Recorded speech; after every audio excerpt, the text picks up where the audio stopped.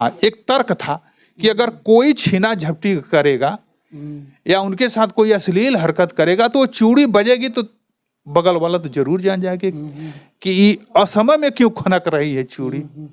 इस तरीके भी पुत्र की इच्छा पूर्ति करने के लिए वो बड़ी मोबाइल खरीद के दे दिए, लेकिन अब वो बेटा क्या पढ़ रहा है मोबाइल का। नारी का कोई सर्वांग अंग जो है, बावनों जो है लाक्षणिक जो उनके 52 अंग लक्षण है, जितने सम्राट हैं, अगर वह सुधर जाए तो बिरहा में नृत्य मंडली एकदम तैयार नहीं होगी, बिरहा होगी। दोस्तों प्रणाम, एक बार फिर से कवि संतोष चैनल पर आप सभी देशवासियों का हार्दिक स्वागत, वंदन। आइए, जिस मुहिम के लिए आप लोग मुझे जानते हैं, जिस व्यवस्था विरासत के संशोधन के लिए आप लोग मुझे जानते हैं, उसी कड़ी में पुनः एक नए चेहरे के साथ आपको अवगत कराते हुए हम अपने कार्यक्रम को आगे ले चलते हैं। बिरहा सुनने वाले लोग या उत्तर प्रदेश बिहार से जो लोग जुड़े हैं मेरे साथ, जो बिरहा से मोहब्बत करते हैं, वो लोग बिल्कुल अच्छी तरह से जानते हैं कि बिरहा में कितना घराना चलता है। लोग कहते हैं कि बिहारी के बाद 6 घरानों की बात होती है, गणेश, रमन, पत्तू, ऐसे 6 घराने बताए जाते हैं, लेकिन एक और घराना चलता है, उसको लोग बताते हैं कि इन 6 शाखाओं से बिल्कुल अलग हट करके, और वो नाम आता है नटखट गुरु जी का। ये घराना अपनी साहित्यिक तुकबंदी के लिए, अपनी साहित्यिक लेखन के लिए पूरी दुनिया में जाना जाता है। जहाँ तक बिरहा जाता वहाँ तक इस घराने की पहचान इसके साहित्यिक लेखन के लिए होती है, इसकी मजबूत लेखनी के लिए होती है, गायन के लिए होती है। ऐसे में मैं आपको बताना चाहता हूँ कि नटखट गुरु जी आजमगढ़ के रहने वाले थे। उनके इतिहास में आपको हम ले चलेंगे, लेकिन उसके पहले आजमगढ़ से ही बहुत मशहूर कलमकार हमारे बीच में दयाराम यादव जी बैठे हैं, जो नटखट अखाड़े से ही रचना करते हैं। आपकी ख्यातलब्धता लगभग वहाँ तक जानी जाती है, जहाँ तक बिरहा नटखट अखाड़े से गाने वाले लोग हैं, वहाँ तक कलाकार भी जानते हैं और श्रोता आपको बहुत दिल से पसंद करते हैं। ऐसे में आज आपसे मुलाकात है। मैं चाहूँगा कि आपसे बातों का छोटा सा अंश आप लोगों तक भेजें, ताकि आप भी कभी जीवन से परिचित हो सकें और बिरहा से एक बार फिर से कुछ सीखें, जानें, और बिरहा किस स्थिति में कहाँ है, इस पे आइए एक छोटी सी चर्चा आप लोगों के बीच में छोड़ते हैं। जी गुरु जी, स्वागत है, प्रणाम। मेरा प्रणाम प्रणाम। कैसे हैं आप? ठीक है, बढ़िया है। देखिए गुरु जी, जो बिरहा है, बिरहा को लेकर के दर्शक जो खास तौर से बिरहा से जुड़े लोग हैं, काफ़ी उत्सुक रहा करते हैं। गवैयों को तो लोग सुन लिया करते हैं मंच के माध्यम से, लेकिन कवि जो होता है, गवैया उसका नाम मंच से ले लिया तो वहाँ तक तो ठीक है कि भाई चलिए ये इस कलाकार का कवि ये है, लेकिन कवि को लोग, बिरहा जगत के कवियों को लोग कहाँ सुन पाते हैं, नहीं सुन पाते हैं। ऐसे में लोगों को एक उम्मीद होती है कि इंटरव्यू के माध्यम से, बातचीत के माध्यम से हम कवियों को सुन ले जाते हैं। तो सबसे पहले अपने कवि जीवन के लिए आप क्या कहना चाहेंगे? बिरहा जगत में अगर आप कविता की शुरुआत की हैं तो कैसा लगा आपको और क्या कहेंगे आप? सर्वप्रथम आपके चैनल कवि संतोष के श्रोता बंधुओं को मेरा हार्दिक स्वागत, अभिनंदन, वंदन है। और जितने लोग मेरे इंटरव्यू को सुन रहे हैं, उन लोगों से करबद्ध निवेदन है, कवि संतोष चैनल को ज़्यादा से ज़्यादा लाइक, कमेंट, सब्सक्राइब करें, ये मेरी हार्दिक मनोकामना है। बाकी बात रही बिरहा की, बिरहा विधा एक ऐसी विधा है कि जिसमें कोई ऐसा रस, अलंकार, साहित्य, शब्द, छंद, सवैया, सोठा, रोला, चौपाई, दोहा, बीर, आल्हा, बीर रस में आल्हा बीर रस, उसे बीर रस कहा ही जाता है आल्हा को। तो आल्हा है, पपट है, खड़ी है, तमाम धुने हैं, गजल है, भूमिका है, शेर है, तमाम चीज़ों को सजो करके एक स्वरूप कवि देता है, एक कहानी का पैनल तैयार करता है, जिसमें समाज की कुरीतियाँ हुई, समाज पर छोटी बड़ी, छुआछूत, ऊंच नीच, कौन बड़ा है कौन छोटा, सब पर प्रहार अपनी कलम के माध्यम से कवि करता है और अपने समाज को जगाने के लिए वो अथक प्रयास करता है। बाकी मनोरंजन के लिए, गीत संगीत को बढ़िया बनाने के लिए तर्ज वगैरह जो भी हैं डाल दिए जाते हैं, वो एक अलग बात है, लेकिन कवि का आंतरिक हृदय रहता है कि मेरी लेखनी से, मेरी गीत से मेरा समाज कुछ न कुछ सीख ले और अपने में सुधार लाभ है। एक कवि की यही आम भूमिका होती है। इसके बाद समाज के लोग उसको पसंद करते हैं आज बिरहा मिलियन में जा रही है। लोग अगर सुनते नहीं, उसको हृदय में उतारते नहीं, या उससे कुछ प्रेरणा नहीं लेते, तो इतना तो लोग सुनते नहीं। सुनने का मतलब है कि उससे कुछ न कुछ लोग सीख रहे हैं। और एक कवि यही चाहता है कि मेरी लेखनी, मेरे कलाकार के गायन से यह समाज सुधरे। इस उद्देश्य से बिरहा की लेखनी की जाती है और तमाम छंद सवैया या तमाम गीतों में पिरोया जाता है, और यह समाज उसे स्वीकार भी कर रहा है। आप देख भी रहे हैं। गुरुजी, जैसे कि अखाड़े तमाम बने, अखाड़े तमाम बने।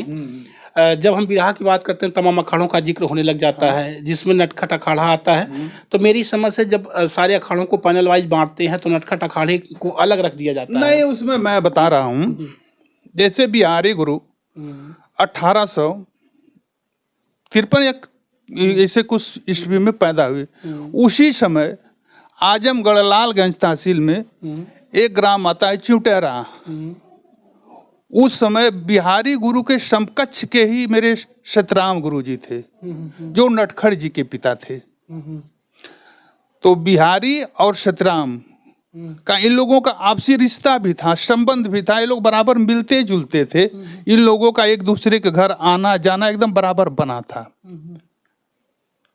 इसके बाद उनके जब पुत्र नटखट रामाधार जी पैदा हुए, तो उनका नाम रामाधार था। तो उस समय पत्तू गुरु में भी एक रामाधार जी थे, और रामाधार झूसी जिसके हैदर गुरु जी गाते थे, वो भी थे। ये भी रामाधार थे। ये सारे लोग बॉम्बे में मिले। शैतान चौकी एक जगह का नाम है बॉम्बे में। जब वहीं पर मिले, तो उस समय 1943-44 का समय था। जब ये लोग करताल बजा करके बिरहा गा रहे थे, तो अंग्रेज आए, रोक दिए। कहे ये क्या, इतना बड़ा बड़ा लोहे का फाड़ दियो, किसी के पेट में मारोगे वो तुरंत जो है एक्सपायर हो जाएगा। सारे लोग पकड़ लिए गए। तब उस समय नटखट रामाधार जी, तब उस समय वो रामाधार थे, नटखट नहीं थे। तब वो रामाधार जी ही थे, रामाधार यादव ही थे। वो अपना पूरा नाम रामाधार सिंह यादव लिखते थे अपने समय में। तो जो वो गए, उन्होंने जो है एक त्रिभुज कार बनाया। अंग्रेज ने कहा कि अगर तुम लोग बहुत विद्वान हो तो इस त्रिभुज को सिद्ध कर दो। तो उन्होंने कहा गा करके आधार गुणे लंब बटा 1/2, जब उसको सिद्ध करके बताए, तब वहीं पर जो जितने शायर थे, रमन, पत्तू, गणेश, सारे लोग इनको जयमाल डाले। तब बाबू साहब नटखट जी स्वयं लिखे हैं कि तब शायरों का परा जयमाल। तब शायर लोग उनको गले में हार डालते हैं और कहते हैं कि आप न होते तो आज हम लोग जेल के सलाखों में रहते। तो इतनी क्रांति थी उन लोगों के बीच में, इतना प्रेम था। लेकिन अभाग थी कि 1917 में पैदा हुए और 46 में एक्सपायर हो गए नटखट जी। अब जब गार्जियन ही नहीं रहा, इसके बाद इस घराने को सजाने वाले गोड़ारा के राम स्वारथ सिंह यादव थे। उन्होंने इस घराने को, गोड़ारा मैंने आजमगढ़ गोड़ारा, जिसके आपके जौनपुर के चंद्रभुवन पांडे जी राम स्वारथ जी के बहुत करीब थे, और उनसे बहुत भी उनको ज्ञान भी मिला है। और उनको तो तमाम लोगों से, जिससे हरिशंकर गुरु जी से बहुत बढ़िया संपर्क था। प्रतापगढ़ के श्याम शेर जी थे, उनसे बहुत बढ़िया संपर्क था, जिसका वो चंद्रभुवन पांडे गाते थे, जिनकी गीतों को वो बहुत बढ़िया से गाते थे। इसके बाद रामकरण जी, जिस प्रकार से बंगाल टाइगर रामौर जी कहे जाते थे, अपने जमाने में महाराष्ट्र टाइगर समझ लिए रामकरण दादा कहे जाते थे। और आपके बनारस में, अगर पूरे बनारस में हड़कम मचाने वाला कोई कलाकार था उस समय में, तो राम प्रसाद यादव। जब वो बनारस में उनका प्रोग्राम होता था, एक दिन नहीं, एक हफ्ते, तो पूरा बनारस से गाजीपुर तक खड़मंडल मच जाता था। उनसे गाने के लिए कौन कलाकार आएगा, हम नाम लेने में तो बड़ा लंबी शाखा हो जाएगी, लेकिन इतने कोट में बता रहा हूँ कि पूरा बनारस से गाजीपुर खरमंडल मच जाता था पूरी बिहारी शाखा में। इस नटखट शाखा के कलाकार से कौन गाएगा। तो इतनी उपलब्धियां थी। इतना जानकारी के बाद मैं ये कहना चाहता था गुरुजी कि मतलब नटखट अखाड़े को ही आपने क्यों चूज किया, क्यों पसंद किया? इसलिए कि देखिए भाई, मेरे मामा, मेरा ननिहाल गंभीरपुर आजमगढ़ है और मैं ननिहाल में पैदा हुआ। मेरे मामा पलटू यादव उर्फ ढोंढई पोहारी के नाम से प्रसिद्ध थे। और जब आप कभी मोहम्मदपुर गंभीरपुर बाजार से मार्टिनगंज वाले रोड पर जाइएगा तो 1 किलोमीटर जाने के बाद दाहिने साइड एक दुर्गा जी का बहुत भव्य मंदिर बना है। वहाँ कई लाखों आपको घंटी घड़ियाल बंधे पाएंगे। तो वो बहुत बढ़िया गाते थे। तो नटखट गुरु जी को तो वो नहीं देखे थे, लेकिन स्वारथ गुरु जी को देखे थे और उनकी गीतों को गाते थे। तो अब ननिहाल में रहने के नाते, सयान होने के नाते उनके मुख से नटखट नाम सुनते सुनते उस नटखट नाम से रुचि हो गई। और जब मैं अपने घर आया, पिता के घर आया, तो सबसे ज्यादा अगर किसी से प्रेरणा मिली तो रमन गुरु घराने के राम दुलार चंद्रहास कवि जी से। चूंकि एक सोफीपुर मार्केट है, सोफीपुर मार्केट से 1 किलोमीटर पश्चिम उनका घर पड़ता है चकमाजुनू और 1 किलोमीटर पूर्व मेरा घर पड़ता है जमालपुर काजी मोहनपुर। तो वहां पर शिवधारी कवि जी भी आते थे, राम जतन आते थे, राम रतन आते थे, तमाम जो थे, बाबा रतन लाल भी आए थे राम दुलार जी कवि के यहाँ। तो उनसे भी मुझसे मिलने का सौभाग्य प्राप्त हुआ और उनके चरण बंदन मैंने किया। तो उनसे जितनी प्रेरणा मिली है, तो सयान होने के बाद, जब तब तो ज्ञान नहीं था, बचपना था मामा के घर, लेकिन जब ज्ञान हुआ तो राम दुलार कवि जी से बहुत बढ़िया सीख मिली। और चूंकि लेखनी का काम तो कक्षा 6 से ही कर रहा था, जैसे लोकगीत लिखना, वंदना लिख देना। उस समय ये नहीं पता था कि क्या तुकबंदी होती है, जो भाव बना उसको लिख दिया। बाल सभा में मुझको नहीं बोलने दिया जाता था, इसलिए कि जहां से लोग छोड़ते थे मैं वहीं से शुरू कर देता था।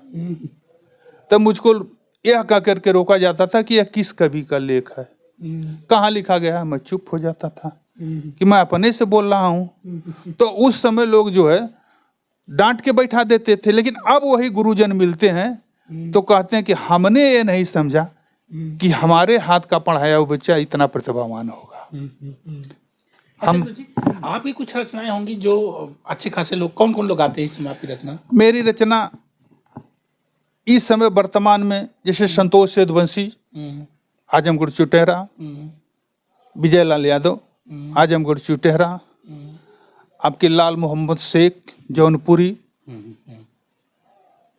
संतोष सेठवंशी बॉम्बे रहते हैं, पगड़ी वाले हैं, सुग्रीव मौर्य सिद्धार्थ नगर, सुमन पासवान गोरखपुर, मुलायम यादव उर्फ गणेश बस्ती।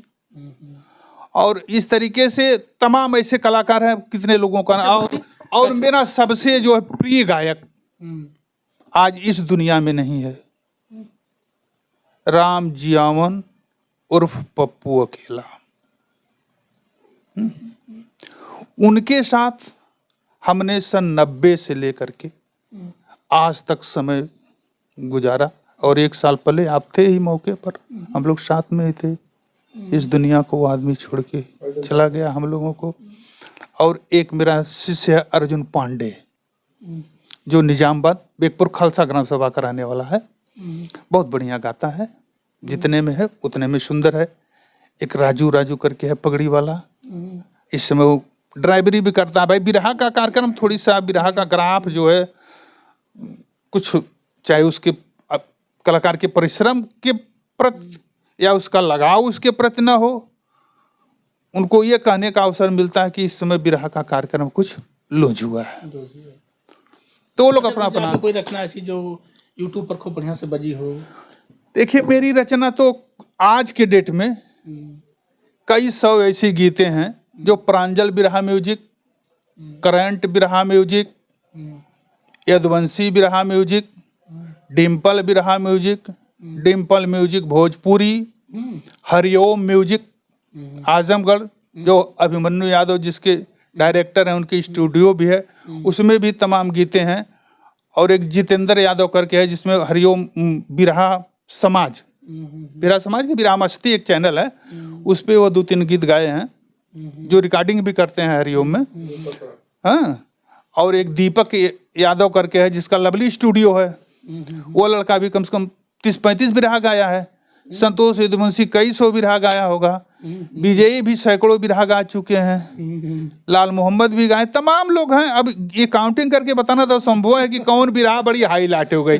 हाँ, एक चीज है, जिस समय आसाराम का कांड हुआ था तो उस समय आसाराम के करनी का पर्दाफाश, तब वो सीडी का जमाना था, तब संतोष यदुवंशी ने गाया था।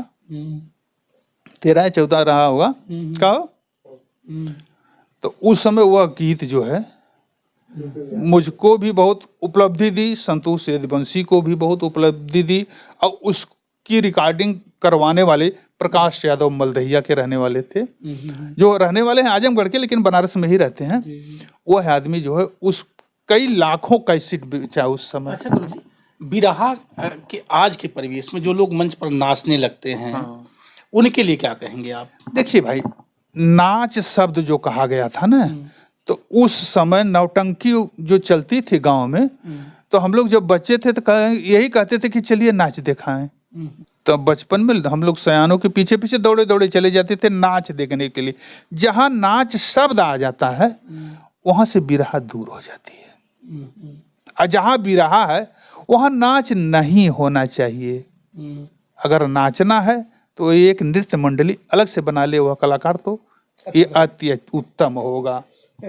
अगर गाना है तो वह गावे। देखिए आज जो है, जैसे हमने एक रचना किया था कि कण कण व्यापी सच्चिदानंद, खुशी हो झुरके गंध मकर, खुशी हो कण कण व्यापी सच्चिदानंद, खुशी हो झुरके पवन मकरंद, गंध आनंद मिले रसदार हरिहर गुण में आगर जो, घर की ज्योति दूध की सोती, मोती सीप बनाया जो, चाल चलन या रहन सहन में सारी दीप जलाया जो, जलचल थलचर नभचर में अपनी चीप लगाया जो, तो झुरमुट लता पता का न्यारा, टहनी डाल पात है न्यारा, ठग ठाकुर का सृजनहार हरिहर गुण में अगर जो। ये प्योर का कह रहा है क ख ग ग। अब चूंकि उतना याद नहीं है, बस इतना ही बता पाऊंगा। आप और एक गीत हमने समाज के प्रति लिखा था कि हंसे दूसरे पर रोज जमाना, खसके मार के लोगवा ताना, आना जाना साबित परिवर्तन गीता सार, सुधरो आप जमाना औरों को मस्ताना रहने दो, हम जमाना औरों को मस्ताना रहने दो, सभी बड़े हैं बड़ा ही जानो तुमसे कोई न छोटा, सेवा करना सत के पथ का त्यागो कर्तव्य खोटा, लोटा भर लोटा लोटा का जल जल साना रहने दो, सुधरो आप जमाना औरों को मस्ताना रहने दो। क्या बात। इससे ज्यादा अब क्या कहना, खता न करना ख्याल, साधु सुत नटखट दिनकर सो गए काल के गाल, ब्याल नित डसे दया तज दया राम मुस्काना रहने दो, सुधरो आप जमाना औरों को मस्ताना रहने दो। तो ये समाज को सुधारना है ना, तो पहले स्वयं सुधरिए, तो दूसरा आपको देख के सुधरेगा। जब स्वयं आप नहीं सुधर पा रहे हैं, आज तमाम सम्राटों की होड़ लगी है, एक सम्राट नहीं है। इन सम्राटों पर क्या कहेंगे? सम्राटों की होड़ पर कहूंगा यही कि आज आप स्वयं सुधरते तो यह नृत्य मंडली नहीं तैयार होती। जितने सम्राट हैं अगर वह सुधर जाए तो बिरहा में नृत्य मंडली एकदम तैयार नहीं होगी, बिरहा होगी। तब उसमें रस की वर्षा होगी, उसमें अलंकार की वर्षा होगी, उसमें छंद की वर्षा होगी। आज मेरा समाज सर्व शिक्षा अभियान से परिपूर्ण होने की तैयारी में, सरकार भी कहती है कि बहुत जितना ही शिक्षा प्रपनौर शिक्षा अनौपचारिक शिक्षा, कौन कौन शिक्षा चलाई गई कि नहीं चलाई गई, चरवाहन के स्कूल खुल गए कि वो पढ़ के विद्वान हो जाए। लेकिन हमारे पूर्वज जो आज के 100 वर्ष पहले लिख दिए हैं कि किसने गूथा बिना तार का हार है दुर्बारानी, सविता के अवते होलू उघार ये दुर्बारानी। अब इसमें कितना भाव है, ओस और दूब का प्रसंग है कि दूब पर है ना हार के तरीके का गट्ठी, और जब उस पर ओस की बूंद पड़ती है तो एकदम स्पष्ट दिखाई देती है। कभी ने सवाल किया कि किसने गूथा, और क्यों सूर्योदय होते ही तुम पुनः जो है नग्न हो जाती है, धूप नग्न हो जाती है, ओस हट जाती है, धूप नग्न हो जाती है। आज ये सब लेखनी कहाँ लोग कर रहे हैं?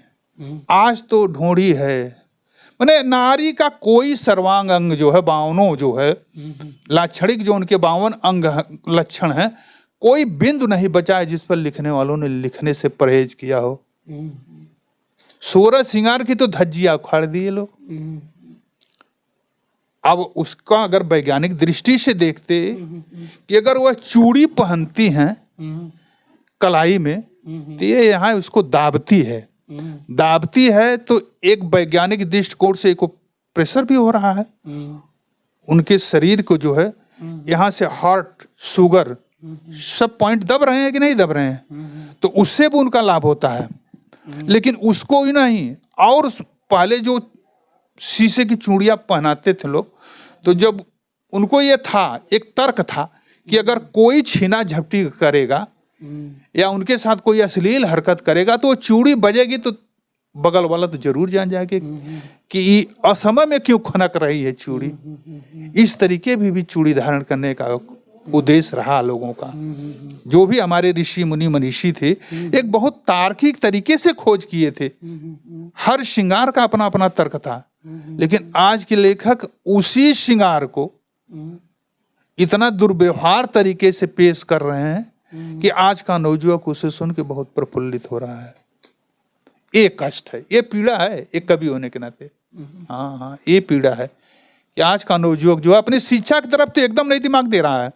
बड़ी मोबाइल है, घर पर माता पिता को बताएगा कि मेरा कोर्स आता है मोबाइल पर, मोबाइल से ही मुझे ऑनलाइन पढ़ाई करनी है। माँ बाप तो पुत्र की इच्छा पूर्ति करने के लिए वो बड़ी मोबाइल खरीद के दे दिए, लेकिन अब वो बेटा क्या पढ़ रहा है, मोबाइल का फेसबुक खोल करके 5 बार आप दौड़ा दो तो एक बार कुछ ऐसी अश्लील चीज आपके नजरों उसके सामने से गुजर जाएगी। जब 10 बार उसको डुलाने के बाद एक बार अश्लील चीज आपके बच्चे के नजर से गुजरेगी तो वह बच्चा कितना पढ़ने में ब्रिलियंट होगा, कितना तेज तर्राक होगा, क्योंकि गंदी चीज उसे अपनी ओर बहुत आकर्षित कर लेगी। तो ये हर माता पिता से मेरा एक निवेदन भी है कि अगर उन्हें मोबाइल दे रहे हैं तो उस पर ध्यान भी दीजिए कि वो कितना बढ़िया पढ़ाई कर रहे हैं। अगर वो पढ़ाई नहीं कर पाएंगे और आप ध्यान नहीं दे पाएंगे, और जब शिक्षा हमारे आपके समाज के बीच से दूरी हो जाएगी ना, तो सारी तरक्की का मार्ग बंद हो जाएगा। कोई तरक्की संभव नहीं है कि आप अपने बच्चे को करवा लीजिएगा। अच्छा गुरु जी, रचना के अलावा जो विवाह करते हैं, इस रचना के अलावा और कोई काम करते हैं कि बस सिर्फ रचना? मेरी मात्र केवल रचना है, और घर खेती किसानी कर लेता हूँ, अपनी माँ की सेवा कर लेता हूँ। पिताजी जो है 2017 में ही इस दुनिया से छोड़ के चले गए। भाई हैं आप लोग? मैं 5 भाई था, एक भाई की 2003 में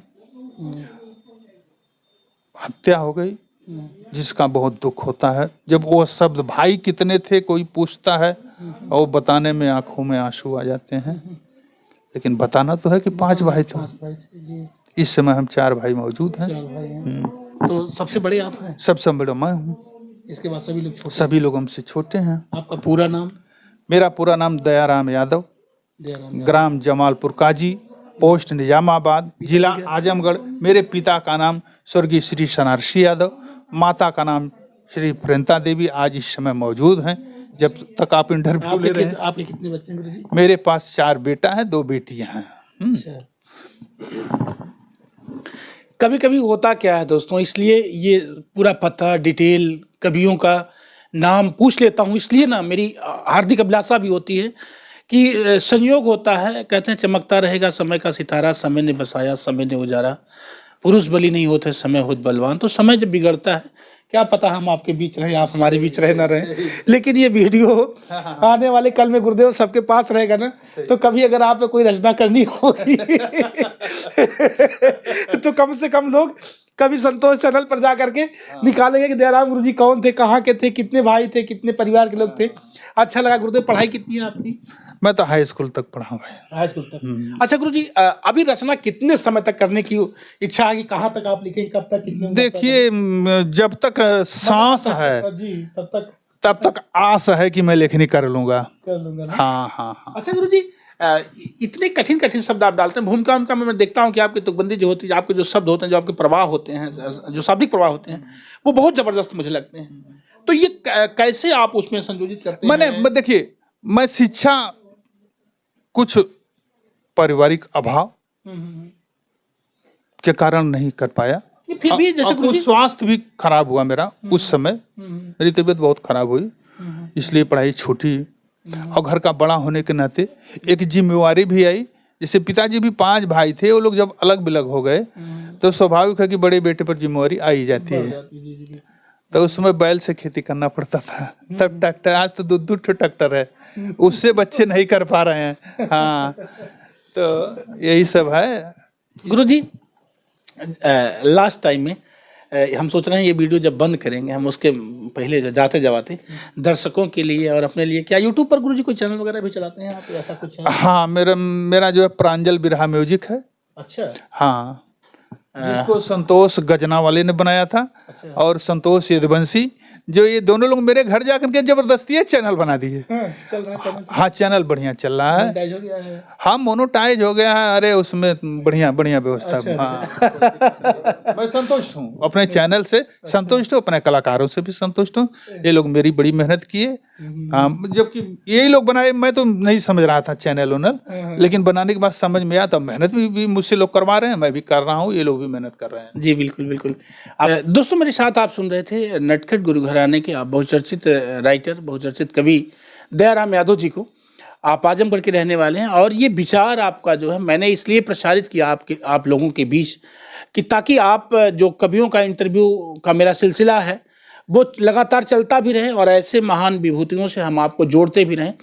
बहुत अच्छा लगा गुरुदेव जो आपने मेरे कवि संतोष चैनल को अपना बहुमूल्य समय दिया है, इसके लिए मैं आपका आभारी हूं। आपका एक चैनल है प्रांजल बिरहा म्यूजिक, अगर आपकी रचना आप सुनना चाहते हैं तो प्रांजल बिरहा म्यूजिक पर जाकर के आपको सर्च करिए। आपकी तमाम रचनाएं आपके चैनल से प्रसारित होती रहती हैं। संतोष यदुवंशी और ऐसे तमाम कलाकारों की आवाजें वहां से निकल कर आप तक जाएंगी। और मैं चाहूंगा इस वीडियो को यहीं विराम दे करके नेक्स्ट डे अगली बार जल्दी से किसी और बिरहा के राइटर के साथ फिर से हम मिलेंगे आप लोगों के लिए, आप लोगों के बीच में। तब तक हम लेते हैं आपसे विदा। मैं आपको भी दिल से धन्यवाद। मैं आपका संतोष, मेरे साथ cameraman Vishal Dubey. Thank you.